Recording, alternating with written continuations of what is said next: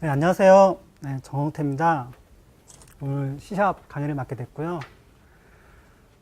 진짜 많이 오셨네요. 주말인데 어찌 안 가시고 여기로 오셨나요? 네. 아무튼 오늘 오신 만큼 얻어가실 수 있게 열심히 강의를 하겠습니다. 자, 제 소개는 생략하고요. 바로 C샵 5.0 C샵으로 넘어가겠습니다. 시간이 좀 지났더라고요. 자, 우선 C샵을 문법적으로 알아나가시기 전에 우선 단넷 프레임워크와의 관계를 약간 정리를 해드리고 가겠습니다. 왜냐면은 C샵이 발전하면서 단넷 프레임워크가 이렇게 내부적으로 발전하는 부분도 있고요. 그래서 그 부분을 인식을 하셔야 이게 C샵 발전을 잘 따라가실 수 있습니다. 보시면은 인터미디엇 랭귀지라고 했고 중간 언어가 있죠. 그 JVM의 바이트 코드가 있는 것처럼 네이티브 컴파일 하시는 분들은 아시겠지만 그 네이티브 환경에서는 기계어가 그 메인드 환경에서는 IL 코드입니다. 그렇게 대응이 되는 거고요. 그리고 기계어 코드를 생성하는 C++ 있는 것처럼 IL 코드를 생성하는 C샵이 있는 겁니다. 단넷 호환 언어가 있는 것처럼 단넷 호환 언어들이 IL 코드를 생성하는 것처럼 C샵은 단지 IL 코드를 생성하는 하나의 언어에 불과합니다. 자, 그래서 IL 코드를 보신 분들이 있으실지 모르겠는데 정작 실제로 보면은 자, 왼쪽이 헬로 월드 C샵 예제고요. 오른쪽이 그거를 컴파일 한 다음에 EXE를 갖다가 단넷 리플렉터로 이렇게 IL 코드를 본 겁니다. IL 코드가 재밌는 게 뭐냐면은 IL 코드 자체는 바이너리 규격이에요. 그 바이너리가 그냥 이진 나열에 불과한데 그 마이크로소프트 같은 경우에 이 IL 코드에 언어를 또 부여를 했어요. 언어를 부여해갖고 IL 언어라고 새롭게 내놨습니다. 애초부터 C샵 1.0 때부터 이미. 그래서 이 IL 문법으로 만드시면은 그대로 그게 EXE로 나와요. DLL로 나오고. CLR에서 실행할 수 있는 규격으로 나옵니다.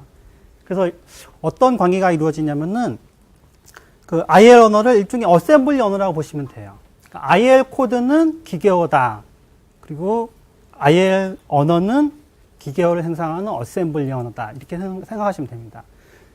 그래서 이게 왜 재밌냐면은 단넷 언어를 만드는 방법이 두 가지로 나뉠 수가 있습니다. 여러분들이 만약에 C샵과 비슷한 언어를 만든다 그러면은 바로 소스 코드에서 그 CLI 표준에 정의된 이 바이너리를 직접 생성하시는 것도 가능하고요.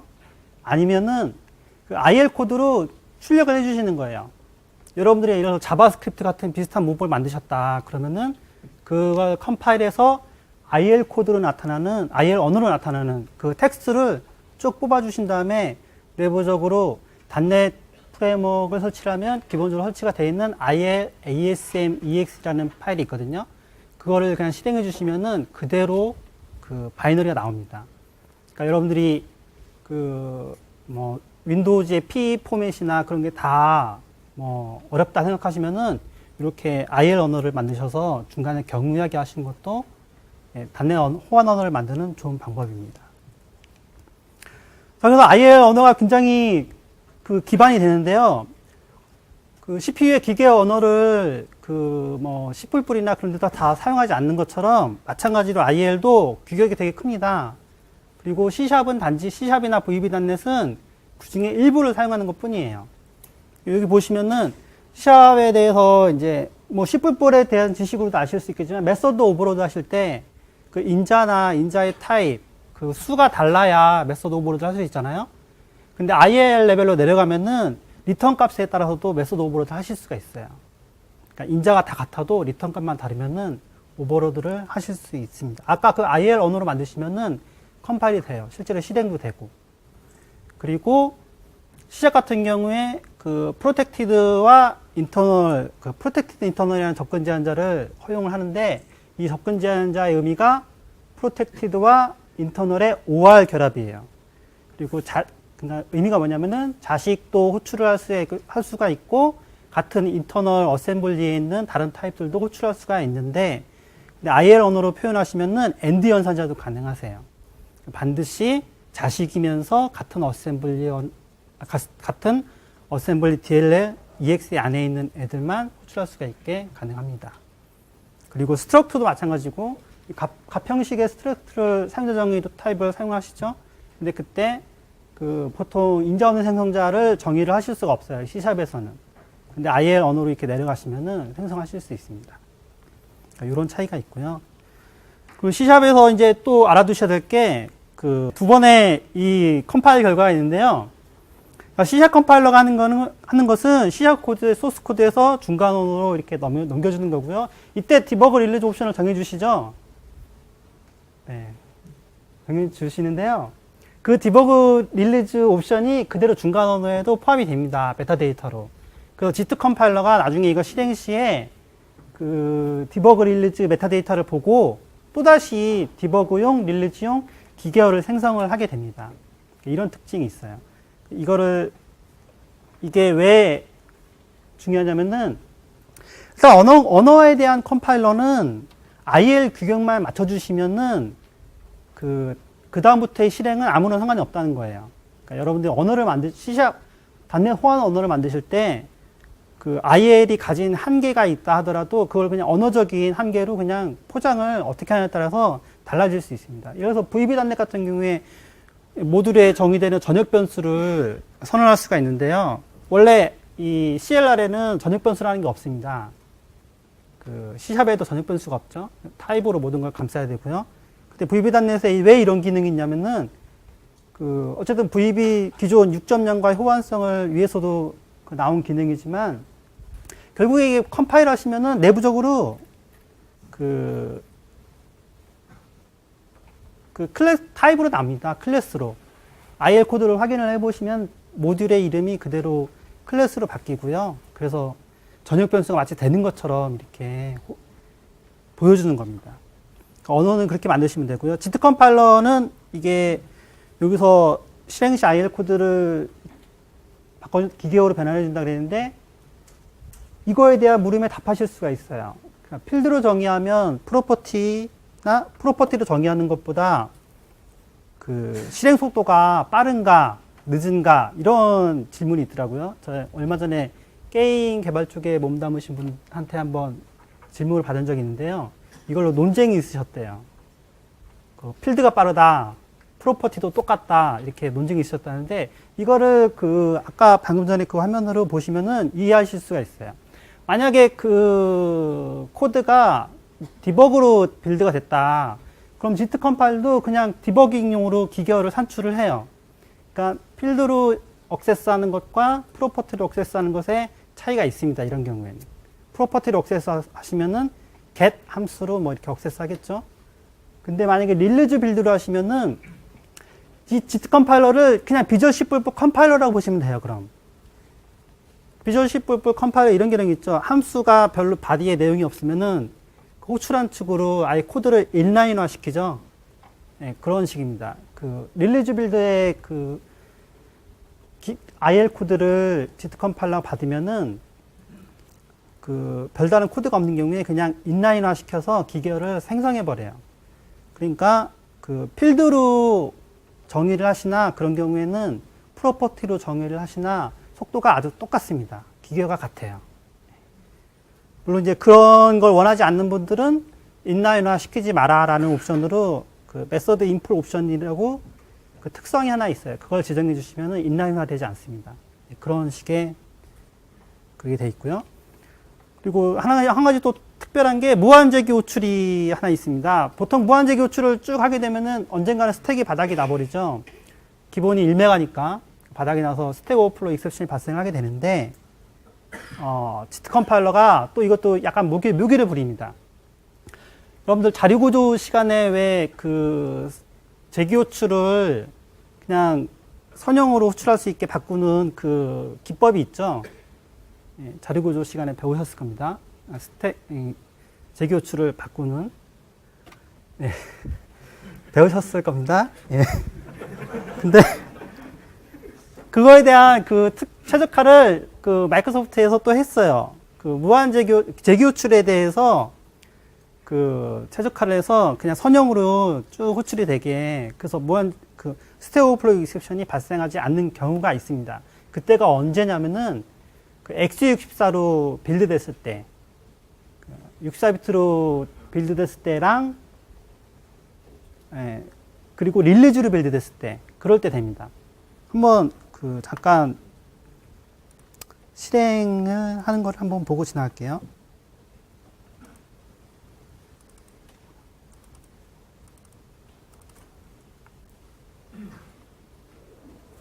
여기 간단하게 보시면은 여기 그냥 단순하게 계속 재기 호출을 들어가는 함수고요.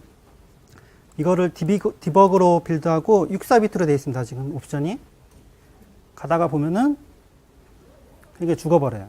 네, 스택이 오버플로우 됐기 때문에.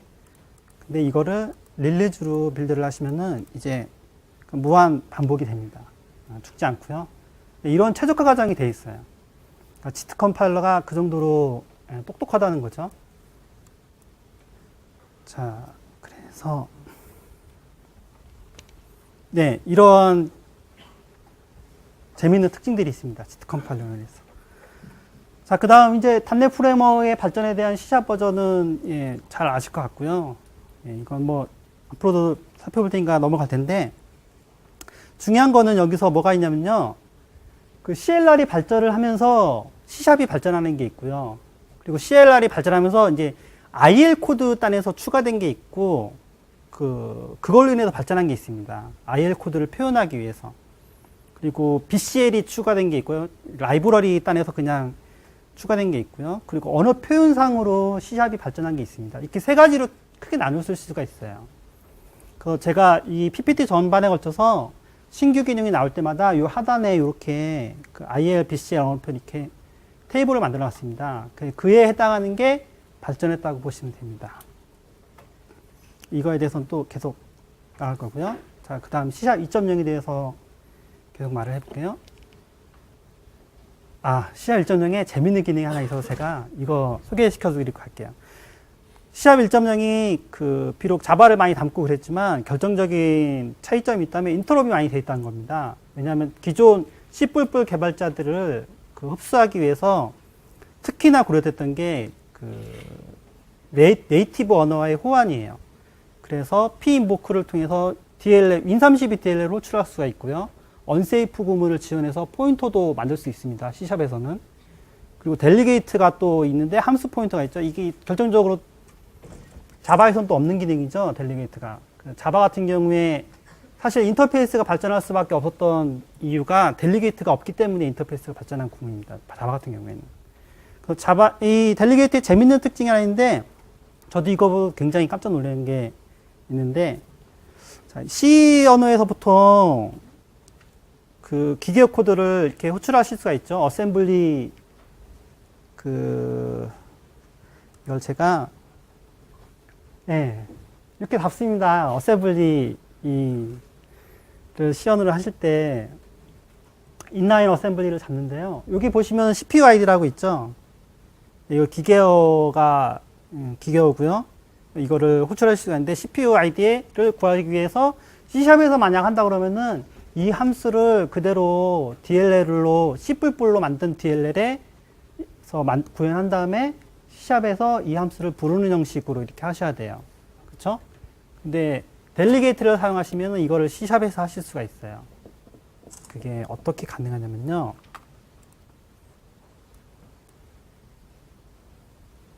저도 이거 보고 깜짝 놀랐는데,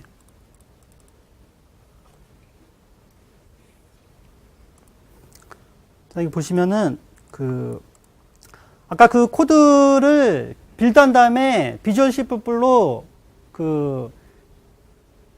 디스어셈블리 창을 통해서 보면은 이러한 기계어 코드를 확인하실 수가 있어요. 바이트 코드 배열을. 기계어로 번역된 하나의 함수 덩어리입니다. 이걸 그대로 이렇게 바이트 배열로 넣었어요. 그다음에 이 바이트 배열 자체는 데이터 섹션에 있기 때문에 실행 불가능한 영역에 있어서 이거 자체로는 실행을 하실 수가 없어요. 그래서 어떠한 처리를 하냐면은 운영체제에 버추얼 알록을 호출을 합니다. 그래서 여기 보시면은 메모리 프로텍션에 execute read write로 되어 있죠. 그래서 실행 가능한 메모리를 OS에 요청을 해서 잡은 다음에 거기에 바이트 배열을 복사를 해요. 그 다음에 이렇게 CPU ID 델리게이트로 받으면은, 마샤를 통해서 받으면은 그 메모리, 기계어 메모리에 함수 시작 주소를 일일이 가져올 수가 있어요. 그래서 이렇게 CPU ID 델리게이트를 가져올 수 있습니다. 그래서 이렇게 호출을 해주시면은 그 인라인 어셈블리를 마치 호출하는 것처럼 그 기계어 코드를 호출하실 수가 있어요. 재밌죠? 안 재밌나요? 되게 재밌었는데. 네. 자, 이게 델리게이트의 힘입니다. 2.0 본부터 넘어가서요. 자, 그 물음표 2개 연산자 보시면은 이거랑 같은 편입니다. 그러니까 txt라는 인스턴스 그 변수에 널이 되어 있으면은 자신의 값을 반환하지 않고 그 다음 물음표 2개 연산자 다음에 오는 오퍼랜드 값을 반환을 해요. 근데 만약에 널이 아니다 그러면 본인의 값을 반환합니다. 그러니까 이 두 개가 정확히 동일한 구문이고요. C# 언어 표현으로 해결이 된 내용입니다. IL 코드 확장도 없고요. BCL에 어떠한 라이브러리도 없습니다. 그냥 C#이 나름대로 이렇게 된 구문을 이렇게 번역을 해서 그냥 컴파일하는 것 뿐이에요.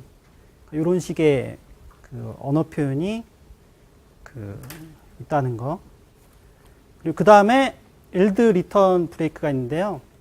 일드 리턴 브레이크라는 거는 사실 iNumerable의 단축 표기에 불과합니다. 이것도 방금 전에 말씀드린 것처럼 그 IL 코드나 BCL 확장도 없고요. 그냥 단지 언어 표현으로 그냥 C# 내부적으로 그냥 처리를 해버린 거예요.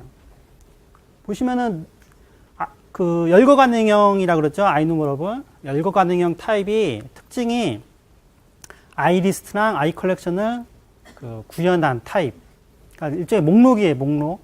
그 보통 F# 같은 경우에는 리스트라고 표현을 하고요. 다른 언어 같은 데에서는. 근데 이 열거 가능한 타입들에 대해서는 시퀀스라고 부르기도 합니다. 시퀀스라 자주 불려요. 이 목록과 시퀀스의 차이가 뭐냐면은 목록은 값을 이미 다 담고 있는 경우가 많습니다. 예, 무조건 담고 있어요. 만약에 500개의 자연수를 반환해야 된다 그러면은 500개의 목록을 담아서 반환한 거를 리스트라고 그러고요. 만약에 이걸 시퀀스 처리한다 그러면은 자연수가 500개가 생성되어 있지 않아요. 그러니까 시작부터 그냥 끝까지 갈 때 필요할 때마다 가져오는 형식이에요. 그게 시퀀스입니다. 그래서 이게 어떻게 차이가 있냐면은 이렇게 되어 있는 게 목록이에요. 여러분들이 그동안 만약에 사용하셨다 그러면은 그게 대부분의 목록형 타입들인 거예요. 그러니까 어레이 리스트 같은 게 대표적인 예죠. 그 자연수를 그냥 받아서 통째로 그 데이터를 그냥 넘기는 이렇게 처리하는 게 목록이고요. 시퀀스가 뭐냐면은 이런 식입니다. 그러니까 iNumerable과 iNumerator를 상속받아서 그때그때 필요할 때마다 여기 보시면은 current랑 moveNext랑 reset을 구현하죠. 포이치를 돌면서 포이치에서 필요할 때마다 가져오는 형식 그런 게 시퀀스입니다. 근데 여기 보시면 시퀀스가 한 가지 단점이 있는데 표현은 좋아요. 표현은 좋은데 단점이 좀 깁니다. 코드가 그쵸? 구현하기가 좀 길어요. 그래서 일드 리턴 브레이크가 단축 표기로 나온 게 이런 식의 표현입니다. 되게 간단하죠? 보시면은 방금 전에 그 코드랑 이 코드랑 동일하다고 보시면 돼요. 하는 역할이.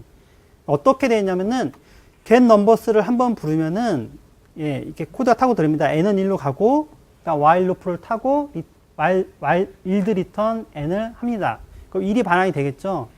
그럼 반환받은 곳에서는 또 이를 처리하고 그 다음 다시 get numbers를 불렀을 때 처음부터 가는 게 아니에요. 그 다음부터 가요. n++부터 실행이.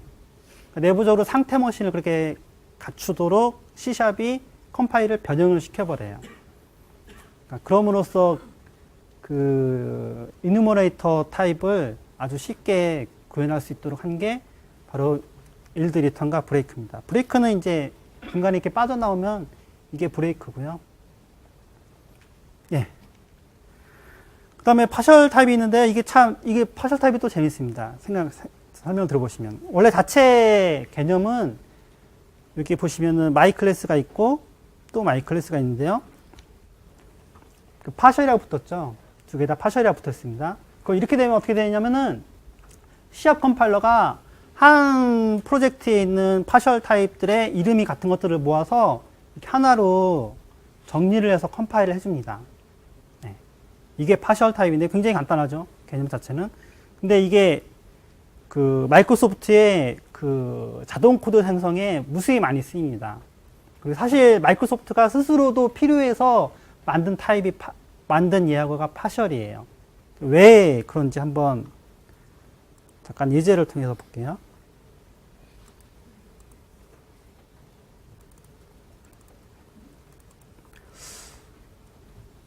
파셜이 굉장히 광범위하게 쓰이는 게 것 중에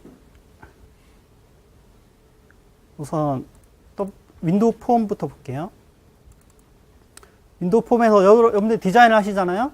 디자인을 하시고 여기에 뭐 이 컨트롤에 이름을 정하고 이름을 정하고 그리고 format.cs 정작 코드에서 빨리 안 끝나네요. 제가 실수로 2번 눌렀나 봐요. 차라리 새로 띄울게요. 그게 더 빠를 것 같아요.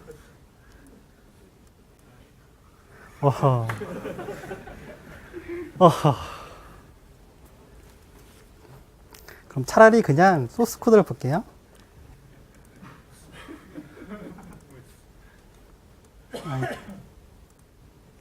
또 떠버렸네.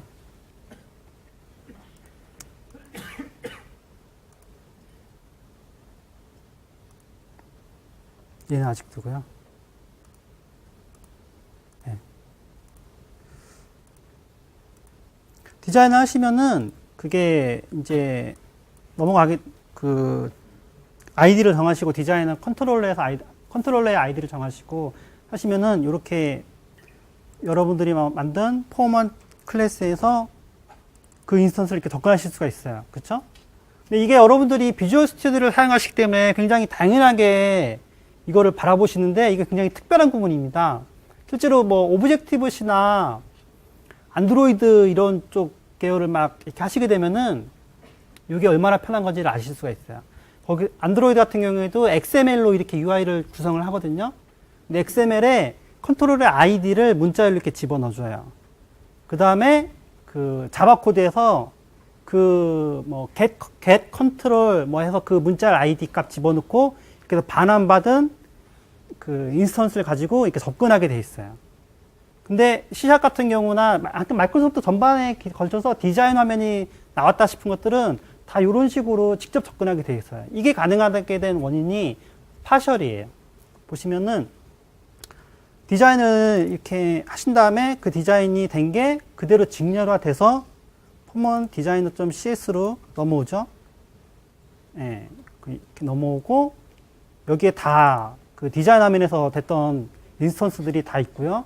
그리고 이 안에서 이렇게 그 디자이너에서 여러분들이 취했던 모든 액션들이 직렬해서 쭉 들어가게 돼 있어요.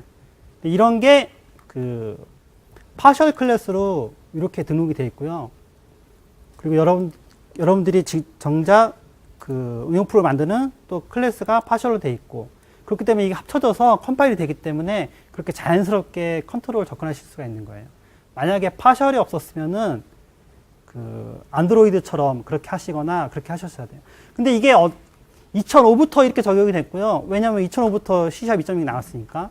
2000이나 2003에서도 이런 식으로 접근할 수 있게 해줬어요. 마이크로소프트가. 어떻게 해줬냐면은 굉장한 꼼수를 썼습니다. 어쩔 수 없는 참 눈물겨운 그 노력이었는데요.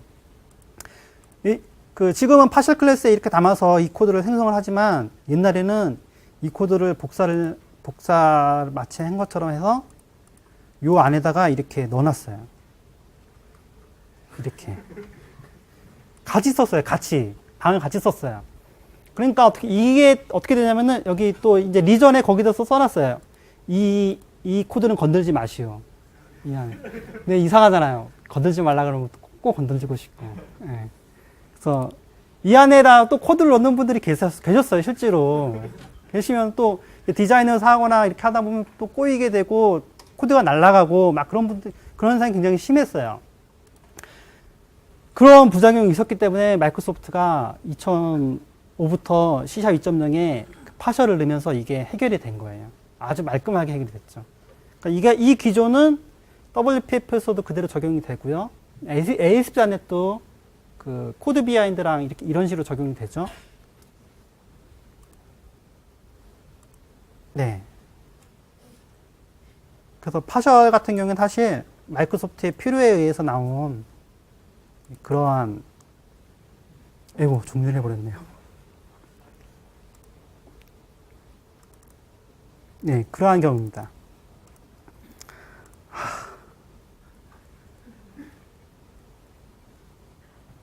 아, 손이 떨리네요. 네.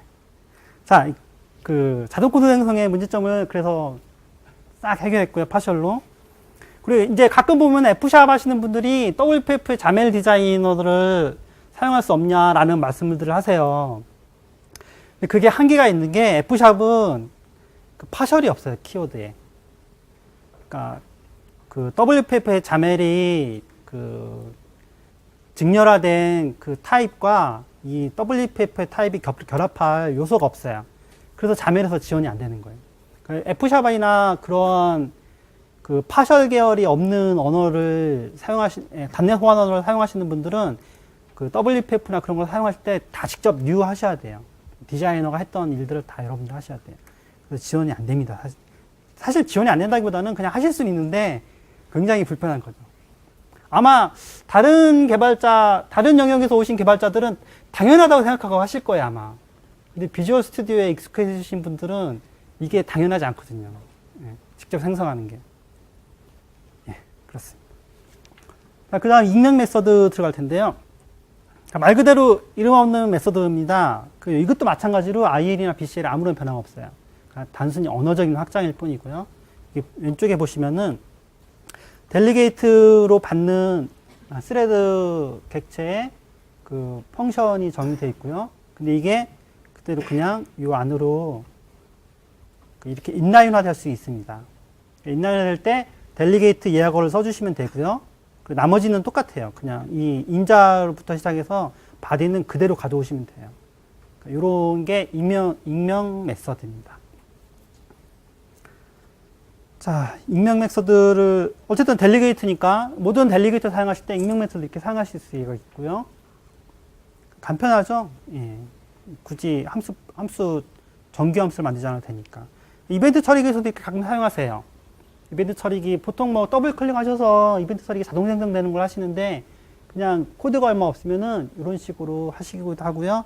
그리고 델리게이트에 전달되는 인자를 사용하지 않는다면 코드에서 사용하지 않고 있죠. 오브젝트 센더랑 이벤트 아규먼트 2를 사용하지 않기 때문에 이런 경우에는 아주 생략하신 것도 가능합니다. 익명 메서드. 그럼 그 다음 스태틱 클래스를 보시면은 이것도 언어적인 표현에 불과하고요. 보시면 아무것도 아니에요. 왜냐면은 그 IL 코드로 보시면은 앱스트랙트 클래스랑 기존의 추상 클래스랑 똑같아요. 보시면은 추상 클래스를 컴파일 했을 때 IL 코드 이렇게 나옵니다. 프라이빗하고 앱스트랙트하고 이렇게 지정이 되어 있죠. 근데 스테이틱 클래스도 컴파일 하시면은 프라이빗이랑 스테이틱으로 나와요. 근데 한 가지 틀린 게 실드 되어 있다는 거. 그러니까 상속받을 수 없는 수상 클래스예요. 근데 여기에 C샵이 이제 약간의 장난을 칩니다. 뭐냐면은 스테이틱이라는 이름에 걸맞게 정적 멤버만 추가할 수가 있고요. 인스턴스 멤버 추가할 수가 없어요. 그러니까 이 말은 바꿔 말하면 뭐냐면은 IL 코드로 이렇게 정의를 하시면은 안에 인스턴스 멤버를 넣으실 수가 있어요. 컴파일도 되고. 근데 C샵은 그렇게 안 해주겠다는 거예요. 그러니까 그게 스테이틱 클래스입니다. 그러니까 정적 멤버만 정의하실 때 스테이틱 클래스를 쓸 수가 있어요. 내가 말이 너무 빠른가요, 제가? 네. 시간이 얼마나 지났는지 모르겠고요. 네. 뿔뿔의, 이 제네릭을 볼 텐데요. 예, 거의 C샵 2.0의 하이라이트죠. 예, 이것 때문에 C샵 2.0을 쓰기도 하고요. 사실 나머지는 다 잘 안 써도 이거는 씁니다. 다 다른 분들이.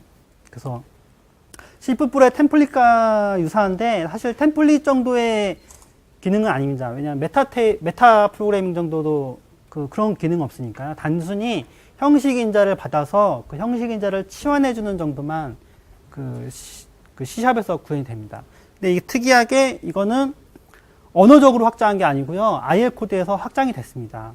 그 C# .NET 2.0 나오면서 IL 코드에 변화가 있었어요. 이 제네릭을 지원하기 위해서. 그래서 그 제네릭 그 지원된 그걸 가지고 C# 언어에서 넣은 겁니다. 이게 뭐 어찌 보면 당연하다 생각하시겠지만 요거랑 다른 게 자바를 보면은 자바는 언어적으로 확장을 했어요. 예, IL 코드에 변함이 자바는 바이트 코드에 변함이 없습니다. 이 제네릭을 구현했을 때. 그래서 어떤 일이 있냐면요. 이 C샵은 컴파일을 하시게 되면은 바이너리에 요 제네릭에 대한 그 형식 정보가 남아있게 돼요. 여기서 만약에 인트를 넣으셨으면은 인트가 넣어졌다는 형식 정보가 남게 돼요. 근데 자바는 그게 안 남아요. 예. 그래서 자바는 컴파일 하고 나면은 이게 이 형식으로 뭘 얻는지를 몰라요. 물론 알 수 있는 방법이 있어요. 메타데이터에 남아있긴 남아있는데, 근데 코드상으로 보면 아무런 변화가 없어요. 그러니까 여기서 만약에 뉴스택 인트하고 자바에서 뉴스택 인트하고 만약에 자바에서 뉴스택 플롯을 했어요. 그럼 그 타입, getClass 타입에서 타입의 네임을 이렇게 비교를 해보면 똑같습니다. 자바는 그래요. 왜냐면 바이트 코드가 변함이 없었기 때문에. 근데 C# 같은 경우에는 그 프레임워크 차원에서 이 IL 코드를 넣었기 때문에 그게 그대로 시리얼라이즈 됐고요. 그게 진화를 하게 된 겁니다. 둘 다 어떤 게 장단점이 있냐고는 사실 판단이 안 되는 겁니다. 왜냐면 이건 오늘 설명 안 드릴 건데 콘트라베리언스랑 코베리언스라는 그런 기능이 있는데요. 그게 자바가 더 잘 돼 있어요. 그렇게 했기 때문에. 근데 형식 안정성은 떨어뜨리면서 그 공변, 반공변을 잘 구현을 했습니다. 근데 단넷 같은 경우에는 이렇게 했기 때문에 공변, 반공변이 잘 안 돼요. 인터페이스와 델리게이트 차원에서만 되고 그런 차이가 있어요. 장단점이 있기 때문에 어느 게 좋다고는 말할 수 없는 겁니다. 방금 전에 본 게 클래스 수준에서 그 제네릭을 형식 인자를 지정한 구문을 보신 거고요. 메서드 수준에서도 가능합니다. 여기 보시면은 클래스 수준은 없죠. 메서드 수준에서 이렇게 형식 인자를 줬죠. 그리고 이 TV는 여러분들이 임의로 주실 수 있는 거고요. 그리고 이렇게 그냥 단순하게 썼습니다. 그리고 제네릭이 나왔던 가장 큰 원인이 바로 박싱, 언박싱 문제를 해결하는 겁니다. 예, 기존에는 1.0에서는 이렇게 컬렉션을 쓰면은 그 원래 애드 메서드에 오브젝트 인자를 받았죠. 그래서 만약에 갑형식의 그 컬렉션을 구성하실 때 박싱 문제가 항상 발생했습니다. 이게 특히 문제가 됐던 게 컬렉션에서였어요. 왜냐하면 컬렉션은 대량의 데이터를 다루기 때문에 그 박싱 문제가 발생해도 대량으로 발생하게 돼요. 그럼 GC가 완전히 그 타격을 입게 되겠죠. 그래서 성능 문제에 심각한 영향을 미치는 거였는데 2.0이 와서 이렇게 형식 인자를 지원하는 제네릭을 도입함으로써 이런 문제를 해결하게 됩니다. 그래서 T라고 지정해 주시면은 나중에 이 형식 인자가 지정돼서 인트로 바뀌게 되고 이 상황에서 박싱 문제가 발생을 안 하게 됩니다. 그래서 제네릭 덕분에 성능이 많이 발전을 하게 되죠. 기존에 만약에 코드가 있으실 때 컬렉션을 사용하시는데 만약에 참조 형식을 넣으신다. 그럼 이런 경우에는 굳이 안 바꾸셔도 돼요. 제네릭으로. 근데 갑 형식을 사용하신다. 그러면은 바꿔주시면 성능 향상에 도움이 되십니다. 예. 그리고 제네릭의 특징이 있습니다. 제약을 걸 수가 있는데요. 일단 이 외월 구문을 보지 마시고 이 안에 있는 거를 그냥 안에 있다고 생각하시고 보시면은 자, 두 값의 맥스 값을 구하는 그 제네릭 함수인데요. 보시면은 아이템 1에 컴페어 투를 하시죠. 근데 이거 자체를 C# 컴파일러가 어떻게 컴파일할지를 몰라요. 왜냐면은 모든 타입이 T에는 모든 타입이 들어올 수 있기 때문에 근데 그 모든 타입이 또 compare to라는 메서드를 구현하고 있다고 장담을 할 수가 없어요. 그렇죠? 그래서 C샵은 이런 경우에 컴파일을 할 수가 없게 돼요. 이런 문제를 해결하기 위해서 where 구문을 넣은 거예요. 제네릭에. where 구문을 넣어서 T는 iComparable을 상속받은 타입만 허용이 된다. 이런 제약을 건 겁니다. 네, 그런 의미고요. 그래서 만약에 iComparable를 상속받지 않는 타입을 이 맥스의 인자로 주시면은 컴파일 시에 오류가 나요. 그러니까 형식 안정성이 제대로 보장이 되죠. 컴파일에 오류가 나니까 왜 그런지 알게 되고 그걸 고침으로써 정상적으로 컴파일할 수 있게 도와줍니다. 자, 또 다른 그 제약으로 값과 참조 타입에 대한 두 개의 분화에서 그 제약을 거실 수가 있어요. where t에서 struct라고 하시면은 이 t로 올 수 있는 거는 반드시 값 형식이어야 돼요. 그리고 만약에 클래스로 주시면은 참조 형식으로 제약을 거실 수가 있습니다. 그래서 여기 보시면은 아이템 2가 V죠? V로 되어 있죠? 그래서 클래스로 되어 있고요. 반드시 참조 형식만 들어올 거라는 거를 완전히 가정을 하기 때문에 그 널 비교를 하실 수가 있는 거예요. 만약에 그 밸류 형식에는 널이 없잖아요. 값 타입에는 널이 없기 때문에 이런 비교가 불가능한데 클래스라고 확정을 짓기 때문에 가능해진 겁니다. 이런 식으로 제약을 거실 수가 있어요. 마지막 제약이 생성자를 호출할 수 있을 때, 왜냐면은 생성자도 자체도 그 빈 생성자가 정의되어 있지 않을 수도 있거든요. 여러분들이 생성자를 임의로 인자를 가진 생성자를 정의를 해버리시면은 빈 생성자가 그 프라이빗으로 정의가 되죠. 그 외부에 접근할 수 없게 되잖아요. 근데 그런 경우에도 그런 타입을 받아서 t를 해버리면은 그 생성을 해버리면은 오류가 나버리기 때문에 이것도 그 반드시 빈 생성자가 있다는 그 제약을 걸어주는 겁니다. 만약에 빈 생성자가 없는 타입을 또 인자로 주시면은 컴파일 시에 에러가 나요. 네.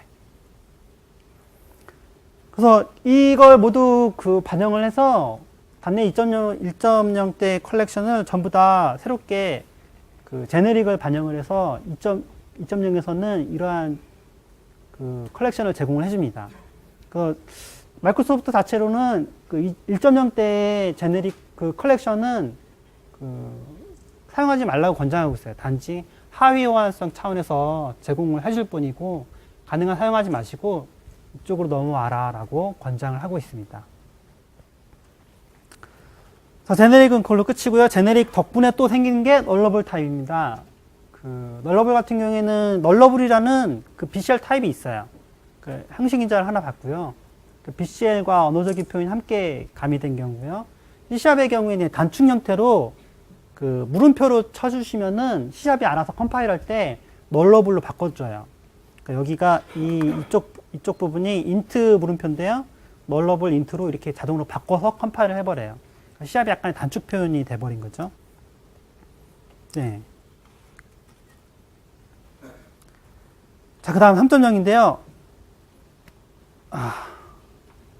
네, C# 3.0에서의 제대로 그 타겟을 맞추고 있는 거는 링크입니다. 네, 링크 덕분에 수많은 기능들이 생겼고요. 여기 위에 있는 거 자동 구현 속성과 컬렉션 초기화는 사실 링크랑은 크게 상관없어요. 유틸리티, 그냥 그 신택틱 슈거 정도로 이렇게 구현한 거고 그 아래에 있는 것들은 다 링크와 연관이 됩니다. 그래서 지금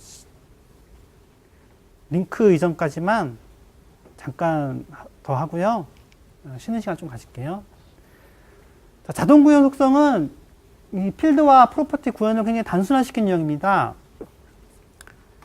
예, 그래서 여기 보시면은 그 필드 구현하고요. 그걸 또 감싸는 getset을 또 구현을 했죠.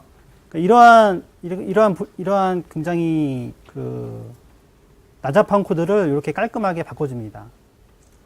이게 자동 구현 속성이고요. 그렇다면은 그냥 필드로 하는 거나 이거랑 뭐가 다르냐 그런 의문이 생깁니다. 사실 그 의문이 맞아요. 저 같아도 그렇게 하겠어요. 뭐하러 이렇게 쓰겠어요. 네, 저 같아도 그렇게 쓸 것 같아요. 근데 이거의 특징 하나 있는 게 뭐냐면은 getset에 접근 제한절을 줄 수가 있어요. 이렇게 보시면은 스트링 랭 같은 경우에 get은 퍼블릭인데 set은 프로텍티드로 되어 있죠. 이렇게 되면 이제 외부에서는 set을 할 수 없고 자식이나 자신만 set을 할 수 있는 이런 식으로 변형이 됩니다. 그래서 이런 정도가 좀 유용하고요. 그러니까 이 둘 중에 어느 걸 택하실 거냐 하는 거에 대해서는 그냥 취향대로 하시면 돼요. 예. 아니면 뭐 회사 내 정책이 무조건 필드는 그 공개하지 마라. 반드시 프로퍼티를 공개해라 라고 하면 또 이렇게 하셔야 되고, 예. 그런 차이가 있습니다. 그 다음 컬렉션 초기화를 보시면은 이것도 그냥 단순히 언어적인 확장에 불과합니다. 보시는 것처럼 이렇게 몇 줄에 거쳐서 될 거를 이렇게 중괄호 하나 써서 이렇게 간단하게 해줍니다. 이 코드의 마법은 뭐냐면은 반드시 이 컬렉션 초기화를 하기 위해서는 iCollection 인터페이스를 구현한 타입이어야 돼요. iCollection을 구현한 타입인 경우에 iCollection에 add 메서드가 강제화되어 있죠. 예, iCollection에 add 메서드 강제화되어 있기 때문에 시작 컴파일러는 이러한 객체 초기화 구문을, 컬렉션 초기화 구문을 만났을 때 이렇게 new를 해버리고 그 add가 있다는 가정으로 이런 코드를 쭉 생성해냅니다. 그러니까 바꿔주는 것 뿐이에요. 예. 거의 그냥 그것도 역시 신텍스 슈거 정도의 표현에 불과합니다. 시합 3.0의 꽃입니다. 링크. 그 발음은 어떻게 하냐고 굉장히 많은 질문이 있는데 이게 자 링크라고 하셔도 되고 링크라고 하셔도 됩니다. 사실 저도 사실 링크라고 그동안 발음했었고요. 최근 들어서 이제 링크라고 이제 고치고 있는 추세입니다. 네 이거 농담이고요. 이거 여기 출처 여기입니다. 스택 오버플로우. 굉장히 많이 질문이 올라왔더라고요. 여러분들도 FAQ에 대해서는 발음을 주의하시고요. 자, 링크를 들어가 보면요. 자, 언어 그대로 그 랭귀지에 통합된 퀄입니다. 네. 사실 그거 한마디로 잘 끝날 것 같아요. 네. 랭귀지에 통합이 된 거예요. 보시면은 이 컬렉션을 정의를 했고요. 이 컬렉션으로부터 쭉 열거 가능한 타입을 얻어내는데 이러한 from, in, select를 이렇게 했습니다. 거의 그 완전히 새로운 구문이 추가가 됐죠. C#이 아닌 그 새로운 구문이 이런 식으로 되는데요. 그 in 다음에 people은 그 해당 컬렉션이에요. from에는 그 컬렉션에 그 하나의 단일 요소를 받아온 변수명이라고 보시면 돼요. 그리고 select는 그 변수를 선택한 겁니다. 그래요. 대강 그렇게 이해하시면 되고요. 그래서 반환받는 게 열거 가능한 형입니다. 목록이 아니고 리스트가 아니고 시퀀스예요. 그래서 필요할 때 그 for each를 돌면서 이렇게 열거를 하실 수가 있어요. 보시면은 기존의 SQL 퀄이랑 굉장히 유사합니다. 여기 맨 위에 게 SQL 구문이고요. 그 다음 게 링크고, 링크 이 반환 타입만을 빼면은 거의 비슷하죠. 그 from이 먼저 나온 특이한 점이 있는데요. 이거에 대해서 얘기가 많습니다. 그 왜 from이 앞에 있냐, select를 앞에다 놓지 않고. 죄송합니다. 그러한 게 외우셨어요. 그러한 게 있는데요. 왜 이게 이상하냐. 비주얼 스튜디오에 보시면은 인텔리센스가 굉장히 잘 돼 있어요. 그쵸? 예. 네, 잘 돼 있는데, 셀렉트가 앞에 나와버리면은 후에 나오는 링크 구문에 인텔리센스를 제공할 수가 없어요. 그런 차이가 있어요. 이게 프롬이 앞에 있기 때문에 인텔리센스를 셀렉트에서 제공할 수가 있는 거예요. 셀렉트 자체를 놓고 보면은 이게 앞에 와버리면은 이게 어떠한 컬렉션을 열거하는 건지 모르기 때문에 그 인텔리센스를 제공할 수가 없어요. 만약에 이 링크가 단넷이 아닌 자바 쪽 계열에서 났다 그러면은 이게 앞에 있었을지 몰라요. 거기서는 인텔리센스를 보다는, 개발 툴에서의 이런 통합보다는 언어 자체의 그 규격을 보니까. 그러니까 이게 참 희한한 경우가 언어의 규격이 그 툴로 인해서 바뀐 경우라고 보시면 돼요. 참 희한한 경우죠. 그러니까 언어학자들한테는 좀 이상한 그러한 경우가 볼 수 있죠. 링크가 특이하게 프롬이 먼저 있다. 그리고 그거를 동급의 메서드로 바꾸면은 이 아래가 같이 됩니다. 아까 일드 리턴 설명드렸죠? 그런 것처럼 이렇게 바뀔 수가 있습니다. 이제 방금 전에 그게 링크고요. 그 다음부터는 전부 다 링크에 영향을 준, 바꿔 말하면은 링크 때문에 생성된 그 C샵의 확장, 그 언어라고 보시면 돼요. C샵의 발전이라고 보시면 돼요. 우선 바 언어를 보시면요. 바 예약을 보시면은 컴파일러가 로컬 변수의 형식을 이렇게 컴파일 시에 추론을 합니다. 사실 컴파일러만큼 소스 코드를 잘 알 수 있는 게 없죠. 그래서 컴파일러가 스스로 추론을 해요. 그래서 저게 반환값이 뭔가를 추론을 합니다. 이러한 그 쿼리식을 받았을 때 이렇게 복잡하게 그 반환 타입을 개발자가 지정을 해야 되는데 너무 좀 그렇죠. 예, 좀 그래서 형식 좀 간단하게 할 수 있는 게 바로 넣어준 거예요. 물론 이게 링크랑만 상관이 있는 건 아니고요. 그냥 뭐 A는 5 이렇게 해주셔도 돼요. 그럼 5가 들어가기 때문에 C# 컴파일러가 이게 당연히 인티저형이라고 판단을 하고 인트로 컴파일 시에 바꿔줍니다. 바 예하고는 사라져버려요. 그냥 인트로 바뀌어버려요. 네. 바가 그렇게 나온 거고요. 객체 초기화도 링크 때문에 나왔습니다. 보시면은 객체 초기화 자체는 자, 이러한 클래스를 정의를 하셨을 때 new 하시고 그다음 그 속성들을 차례대로 이렇게 수정을 하시잖아요. 그렇죠? 근데 그거를 아까 그 컬렉션 초기화 있죠? 컬렉션 초기화 유사하게 중괄호를 쓰셔서 속성값 이런 식으로 나열할 수 있게 해준 겁니다. 이게 객체 초기화예요. 이게 어떻게 링크랑 통합이 되냐 보시면은 SQL 쿼리의 select 방금 전에 봤던 링크는 다 이런 구문이었죠. select all 이렇게 해서 그 테이블의 모든 필드를 가져오는 그런 형식이었는데 지금 보시는 거는 name하고 age만 가져올 수도 있고 그냥 타입의 필드죠. 그것만 가져올 수 있고 또는 name하고 valid만 가져올 수 있는 이렇게 선택해서 가져올 수 있는 게 필요해요. SQL 쿼리랑 유사하게 돼야 되니까. 근데 아까 전에 링크로는 불가능했어요, 이게. 객체 초기화를 통해서 이렇게 가능해집니다. 여기 보시면은 프롬 먼저 하고요. 이 퍼슨을 통해서 프롬을 통해서 이제 인텔리센스 역할을 하죠. 여기서 점을 찍으면 네임이 나옵니다. 이렇게 해서 인텔리센스 연동이 되고요. select new에서 퍼슨을 했죠. 그래서 이렇게 한 줄로 객체를 초기화를 해줬어요. 만약에 이 객체 초기화 구문이 없었으면은 링크에서 이런 식으로 초기화를 해줘야 돼요. 되게 깨는 경우죠. 네. 네. 되게 깨는 경우죠. 이렇게 되면은. 이런 구문을 썼다는 게. 그래서 바뀐 게 이렇게 대괄호를 써서 이렇게 쭉 나열해 준 겁니다. 그러니까 링크 구문이 이렇게 되게 하기 위해서 객체 초기화가 생겼다고 해도 과언이 아니에요. 마찬가지로 여기 아래는 또 다른 속성을 취합을 해서 가져온 경우고.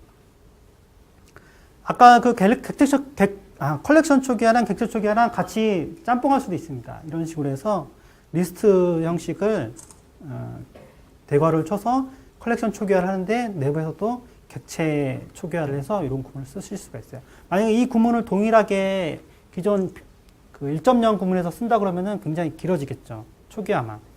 근데 이걸 통해서 굉장히 간결해집니다. 그러니까 익명 타입도 마찬가지예요. 이름 없는 타입이 익명 타입인데 이것도 내부적인 처리는 2.0의 익명 메서드와 굉장히 동일해요. 이렇게 정의를 하시게 되면은 여기 이름이 없죠. 지금 타입 이름이 없는데요. 이러면은 C# 컴파일러가 이름을 임의로 하나 정합니다. 정해서 그거에 해당하는 클래스를 하나 만들고요. 그리고 그 다음 지정된 이 속성들로 그 클래스를 하나 만들어줘요. 그러니까 이 이름은 근데 알 수가 없어요. 우리가 C# 개발자는 알 수가 없어요. 알 수가 없는데 그래서 나온 게 또 바랑 연결이 되는 거예요. 여기에 타입 이름을 지정할 수가 없으니까 이 타입을 어떻게 알고 여기다 타입 이름을 지정할까요? 그렇죠? 그래서 물론 오브젝트로 하면 되겠지만 오브젝트로 하게 되면은 인텔리센스가 또 안 되잖아요. 그래서 바로 된 겁니다. 그래서 C# 컴파일러가 컴파일 시에 이 타입명을 갈아 치워줘요. 그래서 익명 타입이 이렇게 나왔고요. 이게 어떻게 링크랑 엮이냐라고 보시면은 여기 셀렉트 문을 다시 보시면 돼요. 셀렉트 문이 이제 더 풍부해집니다. 보시면은 아까 그 퍼슨 타입에서 아까는 셀렉트 뉴 한 다음에 퍼슨을 해줬어요. 지금 안 해준 경우입니다. 익명 타입을 대신한 경우에. 사실 이런 경우에는 굳이 뭐 익명 타입을 쓸 필요가 있냐, 그냥 퍼슨을 쓰면 되지, 타입을 지정해주면 되지라고 할 수 있는데요. 그건 사실 맞습니다. 예, 맞는데 그 다음 구문을 보시면 좀 생각이 달라지세요. 이게 조인을 하게 되죠. SQL 쿼리에서 조인을 한다는 거는 테이블과 테이블이 이 필드가 섞이는 경우인데요. 자, 이게 그 C#1으로 보면은 클래스와 클래스에 있는 필드들이 섞이는 경우예요. 그럼 그런 섞일 때마다 타입을 하나 만들어줘야 되냐. 만약에 익명 타입이 없었다면 만들어 주셔야 돼요. 하나 조합될 때마다 조합되는 타입을 만들어서 여기 select new에 여기다 타입명을 지정해 주셔야 돼요. 근데 익명 타입이 나왔기 때문에 임의로 언제든지 그 조인한 그 클래스들 간에 그 필드를 조합을 하시고 그거를 반환받을 수가 있는 거예요. 이렇게 익명 타입이 사용이 됩니다. 링크에. 자, 그 다음 확장 메서드도 예, 마찬가지로 링크 때문에 나온 건데 링크의 근간을 이건 이루고 있는 경우죠. 개념 자체로 보면은 정적 메서드를 그 정의를 그동안 해왔는데 이거를 마치 인스턴스 메서드처럼 사용하는 경우를 만들어준 거예요. 자, 구문도 되게 멋있습니다. 이거 같은 경우에는 텍스트 스트링 타입이죠. 그 스트링 타입에 웬 생뚱맞은 텍스트 프롬 URL 메서드가 나왔어요. 이 메서드를 보면은 스테이틱 클래스의 스테이틱 메서드에 여기 보시면 this가 지정이 되어 있습니다. 그렇죠? 특이한 구문이죠. this string. 그렇게 해서 지정이 되면은 비주얼 스튜디오 같은 경우에 txt에서 점을 딱 찍으면은 자동적으로 이걸 인식을 해서 인텔리센스에서 제공을 해줘요. 이 메서드가 목록이 나옵니다. 그래서 사용을 해주시면 되고요. 근데 이것도 사실 언어적인 표현에 불과해요. 그 다음을 보시면은 그 사실 이렇게 부른 거나 방문천에 부른 거나 똑같은 거예요. 그죠? 스테이팅 메소드를 직접 호출해서 이렇게 하는 거나 방금 전에 이렇게 그 확장 메소드 부른 거나 마찬가지입니다. 단지 C샵이 중간에서 이렇게 불린 경우에는 이렇게 변환해서 그 코드를 컴파일 해줄 뿐이에요. 자, 근데 이게 어떻게 해서 쓰이게 되냐. 링크랑 보면은 링크 자체 구문은 사실 이건 언어적인 그 기교에 불과하고요. 이거 자체가 다시 컴파일 어쨌든 진정한 그 바이너리로 나오려면은 함수가 불려져야 되고 그래야 되는데 그게 이렇게 변환이 됩니다. 그 select 함수가 되고요. 그 안에 delegate가 포함된 유형이에요. 그래서 모든 inumerable 타입은 이 확장 메소드가 구현이 되어 있어요. C# 3.0부터 BCL에 추가가 되어 있습니다. inumerable에. 그래서 select를 하시게 되면은 이렇게 200과 200과 지금 동일한 구문입니다. 사실 이렇게 쓸 거면 뭐하러 이렇게 쓰겠냐라고 또 생각하실 수 있는데, 자, 그리고 그 아래 보면은 익명 타입을 통해서 필드를 새로 구성한 경우고요. 이것 마찬가지로 select로 동일하게 delegate 타입을 받아서 나온 경우입니다. 여기 보시면은 그 외에 또 보시면은 where 구문이 있잖아요. 마찬가지입니다. where도 그냥 확장 메소드가 제공이 돼요. 역시 이렇게 써주셔도 됩니다. 점점 더 링크가 풍부해지죠. 언어적인 그 효과가.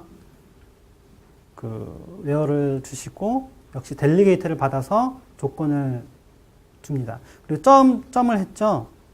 where이 inumerable 반환하고요. inumerable 반환했기 때문에 또 확장 메소드를 쓸 수가 있고 또 점을 쓸 수 있는 거예요. 그러니까 체이닝이 계속됩니다. 이렇게 쓰실 수가 있어요. 그리고 오더바이도 됩니다. 오더바이도 마찬가지로 SQL에 오더바이 구문이 있고 그리고 오더바이 메소드, 확장 메소드도 제공이 됩니다. 이외에도 확장 메소드는 굉장히 풍부하게 되어 있어요. inumerable에 굉장히 많이 구현이 되어 있고요.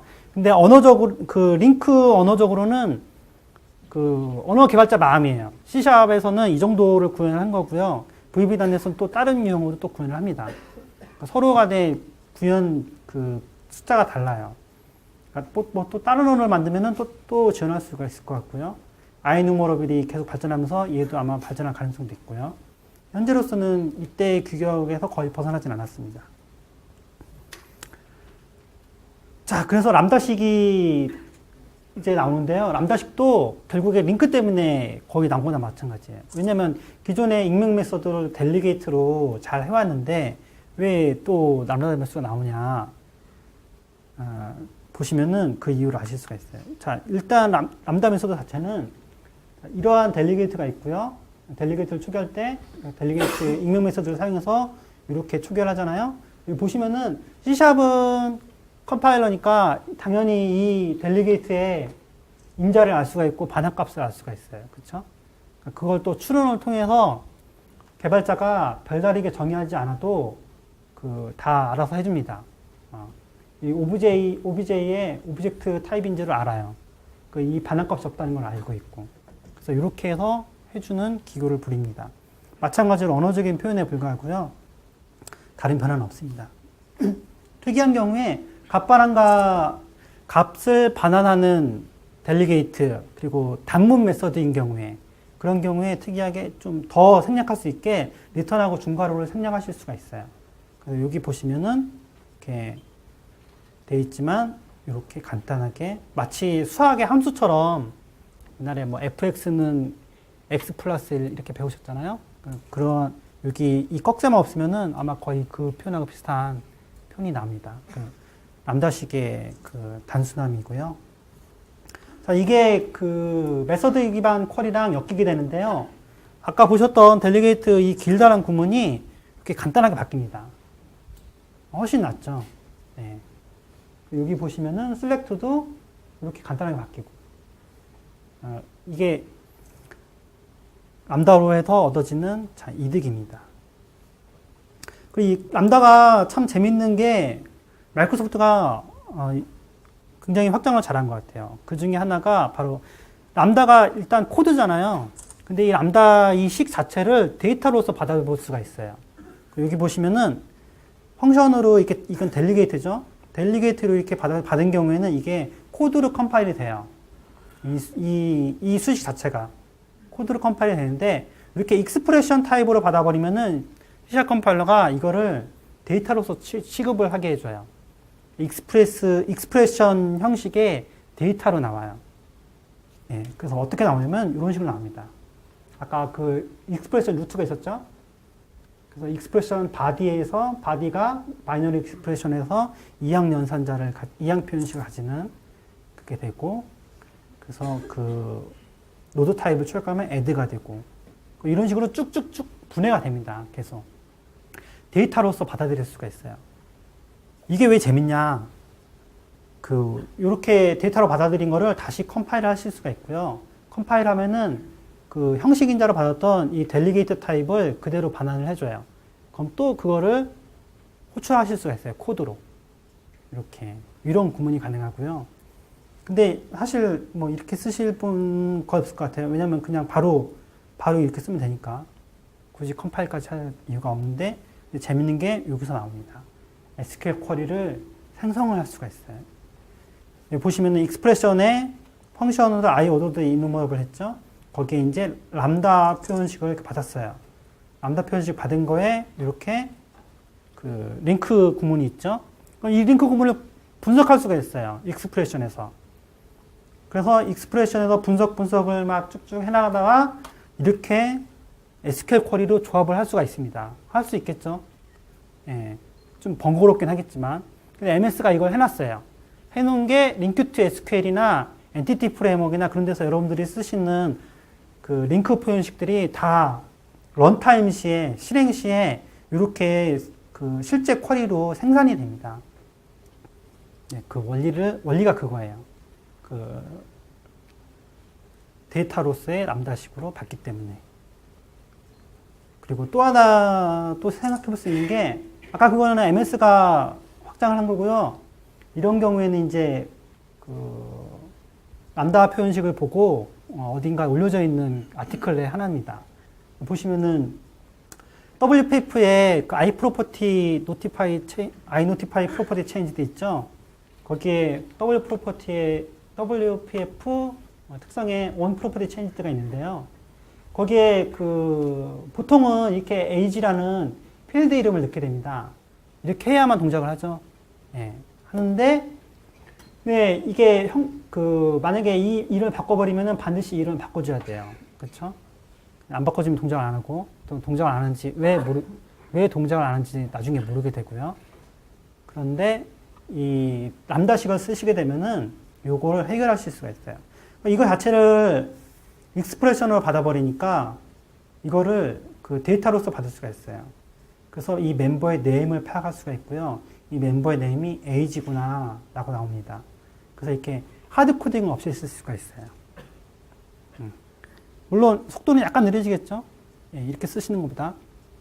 예, 근데 속도가 얼마나 중요하냐 아니면 그 소스 코드를 바꿨을 때 얼마나 형식 안정성 있게 돌아가느냐 그거에 대한 그 조율을 하셔야겠죠.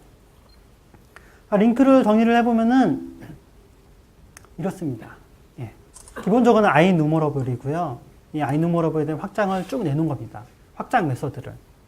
그리고 아까 전에 여러분들이 그 컬렉션에 대해서 봤잖아요. 그걸 컬렉션에 대해서 했던 그 링크를 특별하게 이름 붙여서 링크 투 오브젝트라고 불러요. 여기 보시면 링크 투 오브젝트. 네, 만약에 데이터셋에 대해서 했으면은 그 데이터셋에서도 iNumerable을 구현하기 때문에 링크 투 데이터셋이라고 그러고 SQL이나 엔티티스에 대해서도 합니다. 그리고 XML에서도 iNumerable을 구현을 했어요. 그게 X 엘러멘트나 그 X 도큐먼트들이에요. C# 3.0 BCL에 포함됐던 그 XML 타입들이 바로 iNumerable을 구현한 타입들이에요. 원래는 기존에는 XML 도큐먼트로 사용하셨잖아요. 근데 X 도큐먼트나 X 엘리먼트를 사용하시면은 iNumerable이 구현됐기 때문에 링크로 접근을 하실 수가 있어요. 동일한 비슷한 유사한 구문을 사용해서. 그래서 이렇게 다양한 데이터 소스에 대해서 거의 유사한 그 링크 구문으로 조회를 하실 수가 있게 되는 겁니다. 아까 iNumerable에 제공했던 그 확장 메소드들을 이름에서 표준 쿼리 연산자라고도 부릅니다. 자, 링크는 그렇게 접었고요. 자, 4.0으로 넘어가 볼까요? 4.0은 이제 굉장히 심플해졌습니다. 기능 추가가. 3.0에서 2.0에서 사람들이 많이 지쳤는데요. 네, 4.0으로는 이제 쉴 수 있게 됐어요. 네, 저도 이때 너무 안도의 한숨을 섰습니다. 별로 안 배워도 되는구나, 이제. 너무 편했어요. 네, 몇 개, 이제 간단하게 가벼운 마음으로, 이제 나머지를 넘어가 보겠습니다. 선택적 매개 변수는 11불의 디폴트 매개 변수랑 똑같은 거예요. 동일하다고 보시면 돼요. 이렇게 선택적 매개 변수를 디폴트 매개 변수를 이렇게 지정을 하실 수가 있고요. 그게 만약에 지정이 되지 않으면 이렇게 지정이 되지 않으면 그 디폴트 매개 변수가 그대로 전달이 되는 겁니다. 사실 이런 경우에는 IL 표현이 추가가 됐어요. 간단한 것 같은데 IL 표현이 추가됐어요. 이렇게. 이런 구문이 추가가 됐습니다. 4.0에서 추가가 된 거고요. 그 다음에 명명된 인자가 있는데요. 비슷한 예제로 지금 구성을 해봤는데, 명명된 인자는 여기 보시면은 콜론으로 돼 있죠. 인자의 이름을 콜론으로 지정을 해서 갓밸류를 해서 이렇게 전달을 하실 수가 있어요. 예. 그래서 선택된 그 디폴트 파라미터랑 결합을 하시면은 이런 표현도 다양하게 가능합니다. 그래서 유연성이 굉장히 낮았죠. 이거 같은 경우는 아예 확장은 없었고요. 언어 표현에서 그냥 정리를 쭉 해주는 차원에서 해결이 됩니다. 자, 이제 결정적인 C# 3.0의 다이나믹 그 이야기인데요. 이게 바랑 틀린 게, 바는 컴파일 시에 C# 컴파일러가 추론을 해서 그 형식을 결정해 주는데, 이 다이나믹 예약어는 그 컴파일 시의 형식을 결정하지 않고 런타임 시에 결정한다는 차이가 있어요. 실행을 했을 때 오류가 나는 거는 런타임 시에 오류가 나지 컴파일 시에는 오류가 안 나요. 여기 보시면은 D 플러스 10에서 했는데 이게 인트로 결정이 되는 게 아니에요. 그래서 이렇게 썼을 수가 있는데 근데 뭐 여기 제가 표현했지만 IL 코드에 변화가 없어요. 다이나믹을 위한 IL 코드가 나온 건 아니에요. 결국에 오브젝트 타입이에요. 여러분들이 이렇게 호출을 하셔도 되고 여러분들이 직접 코드를 이렇게 만드셔도 돼요. 둘 다 컴파일이 돼요. 네. 이렇게 쓰시는 않겠죠, 사실. 저 같아도 이렇게 안 쓸 것 같아요. 다이나믹이 있기 때문에 다이나믹을 당연히 쓰실 것 같고요. 보시면 리플렉션이랑 거의 비슷합니다. 네. 거의 비슷하고요. 단지 리플렉션이랑 차이가 뭐냐면은 리플렉션은 프라이빗이나 뭐 프로텍트나 가리지 않고 다 갖고 올 수 있는데 다이나믹은 퍼블릭에 대해서만 호출하실 수가 있어요. 근데 그럼 또 그게 뭐 장점이냐 그럴 수 있는데 이게 굉장히 속도가 빨라요. 다이나믹으로 하시는 게. 리플렉션, 어설프게 리플렉션을 쓰시는 것보다 다이나믹 쓰시는 게 훨씬 빠릅니다. 리플렉션을 아무리 최적화시켜도 테스트를 해봐도 다이나믹만큼 빠르지 않아요. 자, 다이나믹의 주된 용도는 뭐 그럴 수 있지만 사실 잘 그렇게 안 쓰죠. 예, 동적 그렇게 잘 쓸 일이 별로 없습니다. 요즘에 최근 들어서 그나마 쓸 일이 있다면은 다른 동적 언어와의 인트롭인데요.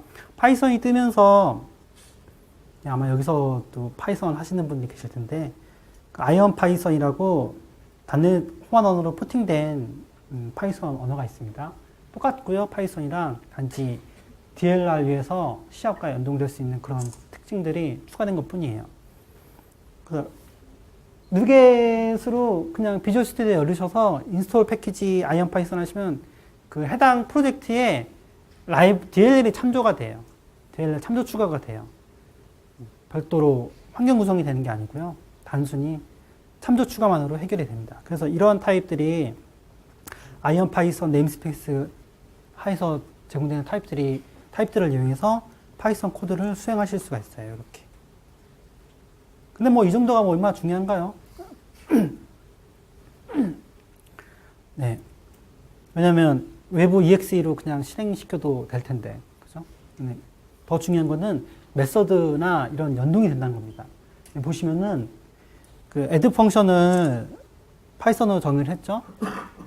근데 이 파이썬에 정의된 그 add 펑션을 가져올 수가 있어요. 다이나믹으로 가져와서 그리고 그 add 펑션을 호출을 한 거예요. 네. 이렇게 언어적인 차원에서 아주 긴밀하게 협업이 돼요. 다이나믹 쓰시면은. 아이언 파이썬과 이렇게 됩니다. 아주 쉽게 되죠. 다른 언어로 이렇게 쉽게 되는 경우가 별로 없을 거예요. 좀 많은 라이브러리들이 필요하고 그런데 이렇게 간단하게 됩니다. 역으로 이제 아이언 파이썬에서 C샵에서도 연동이 되는데요. 보시면 여기 C샵에서 리스트 객체를 하나 생성을 했죠. 그리고 파이썬에 스코프에 넣어줬습니다. 그리고 마이리스트 변수명으로 해서 add를 그대로 해줬어요. 그죠? 이거 파이썬 코드입니다. 이거는 파이썬에서 코드가 동작한 거예요. 그래서 파이썬에서도 단넷 객체를 호출할 수가 있고 C샵에서도 아이언 파이썬을 호출하실 수가 있게 이렇게 아주 잘 연동이 됩니다. 그게 이제 C샵 4.0이에요. 너무 편하죠. 4.0 사랑해요, 진짜. 5.0도 너무 좋습니다. 개발자를 아주 편하게 해줘요. 딱 두 가지만 추가가 됐습니다. 5.0에서. 예. C++의 개발자들이 굉장히 많은 요청을 했나 보더라고요. 이 펑션이나 파일 라인 매크로가 디버깅에 아주 결정적인 역할을 해주는데 이게 없다, C샵에. 이거 만들어 달라라고 아마 그렇게 해서 추가가 된 것 같아요. 그래서 여기 보시면은 콜러 멤버 네임, 콜러 파일 패스, 콜러 라인 넘버 이렇게 특성을 정해줬죠. 그리고 선택적 매개 변수 형식으로 해서 이렇게 넣어줬어요. 그렇죠? 이렇게 해주면 C샵이 컴파일할 때 알아서 이 호출자의 이름을 매핑을 시켜줍니다. 메인을 멤버에다 넣어줘요. 호출이 그렇게 돼버리는 거예요. 네, 뭐 별거 없지만, 네. 그 다음 이제 C# 5.0의 가장 하이라이트, 어싱크 어웨이트입니다. 네. 굉장히 매력적인 기능이죠. 자바스크립트로 어싱크나 이런 노드.js 하신 분들이 계실지 모르는데, 그 어싱크 구현을 하기 위해서 굉장히 막 자바스크립트가 중첩이 되잖아요. 함수 호출이 막 중첩이 되는데, 소스 코드에 이 C# 5.0에서 어싱크 어웨이 나온 거는 마치 동기 방식처럼 호출하듯이, 옛날 방식으로 호출하듯이 구현해 주는 게 바로 C# 5.0의 어싱크 어웨이트입니다. 보시면 이 어웨이만 떼고 보시면은 그냥 보통 파일 리드하는 거랑 똑같다고 보시면 돼요. 그렇죠? 물론 어싱크라는 이게 있지만, 예, 똑같다고 보시면 되는데, 단지 여기다가 어웨이를 붙인 것으로 인해서 이렇게 이게 비동기로 호출이 됩니다. 이게 비동기로 호출이 되고요. 그럼 이 아래 코드는 뭐냐?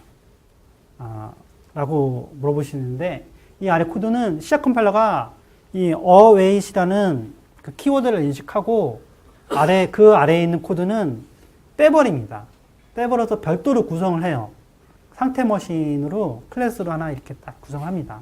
나중에 이 호출이 완료가 됐을 때 그 분리해 놓은 코드를 스레드 풀에 맡겨요. 실행을 맡겨서 그때 호출을 할 수 있게 해줍니다. 본 스레드는 이 리더 싱크를 호출한 본 스레드는 그냥 지나가 버려요. 이거 호출하고 그냥 바로 함수를 빠져나가 버립니다. 메소드를. 빠져나가서 자기 일을 계속해요. 이게 바로 어싱크 어웨이트입니다. 보시면 그때 스레드 상태를 보면요. 메인 스레드죠. 그 리더 싱크를 수행한 스레드죠. 수행하고 곧바로 메소드 반환한 다음에 쭉 자기 할 일을 해버려요. 예제에서 자기 할 일을 쭉 여기 바로 이 콘솔 리드 라인을 호출하겠죠. 쭉 하고 그 다음에 리더 싱크가 이제 그 운영시대로 넘어갔죠. 호출이. 그 디스크 IO가 발생을 하고요. 디스크 IO가 완료된 다음에 스레드 풀에 스레드를 하나 꺼내서 그 이후에 묶어놨던 그 코드 두 개, 이 코드 두 개를 수행을 시켜줍니다. 이렇게 해서 어싱크 어웨이트 되는 거예요. 그리고 되게 재밌는 게, 저 개인적으로도 마음에 드는 게 사용자정의 어싱크 메소드를 만드실 수가 있어요. 이런 경우에는 이제 마이크로소프트 측에서 BCL에 리드 어싱크라고 한 경우에만 어싱크를 하실 수가 있잖아요. 근데 우리도 만들 수가 있습니다. 그냥 그 태스크 타입을 반환하는데 태스크 팩토리의 스타트 뉴로 해서 그 어싱크로 수행될 메소드를 수행해 주시기만 하면 돼요. 실제로 리드 올 텍스트 같은 경우에는 그 BCL에 이거에 대한 어싱크 버전은 없습니다. 없는데 이렇게 만들어 본 거예요. 사실 텍스트 파일 하나 올리는데 시간이 오래 걸릴 수도 있죠. 그런데 이제 어싱크 이렇게 해주시면은 동작이 될 텐데요. 여기 어웨이스로 해서 넘어갔으면은 그냥 스레드는 넘어가 버리고 그 나중 안 나오고 있죠.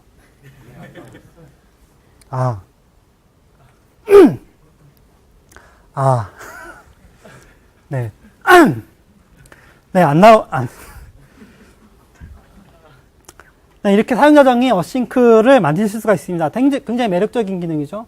마이크로소프트만 쓰라고 있는 게 아니고, 우리도 임의로 만들어서 어싱크를 쓸 수가 있어요. 그래서,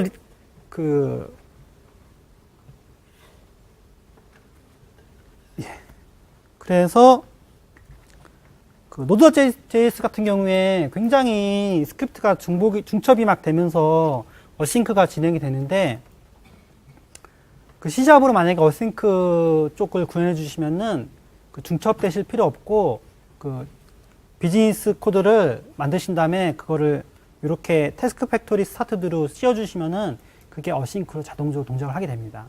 스레드 풀의 그 장점도 얻게 되고요. 어싱크의 장점도 함께 얻게 됩니다. 들리시나요?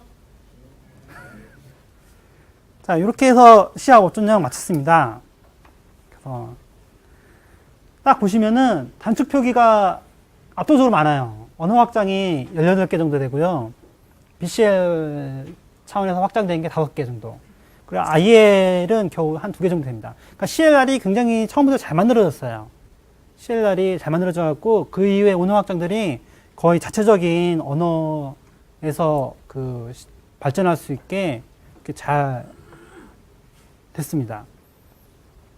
보시면은 다음에 C# 유적 얘기가 지금 나오고 있죠. C# 유적에는 좀 거의 아까 말했던 신택틱 슈거 그런 형식의 확장이 많아요. 예.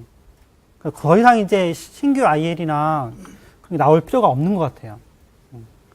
그러면서 한 가지 특징이 언어 확장이 사실 이게 굉장히 민감한 거거든요. 왜냐하면 언어가 무분별하게 확장이 돼버리면은 배우는 입장도 더 러닝 커브도 길어지고요.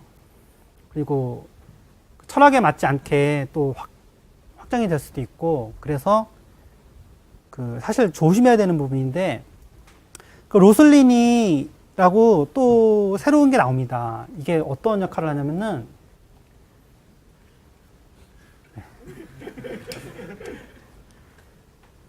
C# 컴파일러 완전히 대체를 하게 됩니다. 지금 만약에 여러분들이 로슬린을 지금 받으실 수 있으면은, 지금 현재 공개가 안 돼 있는데 받게 되면 어떤 식으로 되냐면은, 현재 여러분들 컴퓨터에 설치되어 있는 CSC가 교체가 돼요. 로슬린으로. 로슬린이 교체가 돼서 로슬린이 컴파일을 담당하게 되고요. 완전히 새로운 방식으로 C# 컴파일러를 조직을 한 거고요. 실제로 이와 관련해서 특허도 몇 개 냈다고 합니다. 로슬린에서 어떤 게 제공이 되냐면은, 우리가 로슬린을 사용해서 C# 컴파일러를 라이브러리처럼 쓸 수가 있어요. 구문 분석을 다 할 수가 있고요. 프리 프로세서를 만든다. 그러면은, 우리가 C# 언어를 파싱하는 라이브러리를 만드실 필요가 없고, 로슬린을 사용을 해서 프리 프로세서를 만들어서 그냥 이렇게 언어를 임의로 확장을 하실 수도 있어요. 물론, 매끄럽게 확장은 된 건 아니지만, 예를 들어서 I notify property change들을 구현하는 속성을 만들고 싶다. 그럴 때, 일일이 막 이렇게 하시는 것도 좋겠지만, 프리 프로세스를 하나 만드시는 것도 좋아요. 왜냐면 어떤 식으로 하냐면, 프로퍼티 속성에 notifyable, 이런 식의 특성을 하나 두세요. 그 다음에 프로세스를 하나 돌리는 거죠. 프리 프로세스에서는 로슬린을 사용하시는 거예요. 그래서 소스 코드에 타이틀이 박혀 있는 특성에 박혀 있는 속성들은 전부 다 I notify property change를 구현하는 소스 코드를 쭉 박아 놓을 수 있게 그렇게 가능한 거죠. 로슬린이 그렇게 계획이 되어 있습니다. 차기 버전에 나올 거라고 하고 있고요. 네. 아마 기대하셔도 좋을 것 같습니다. 네, 이걸로 제 세션은 끝났습니다.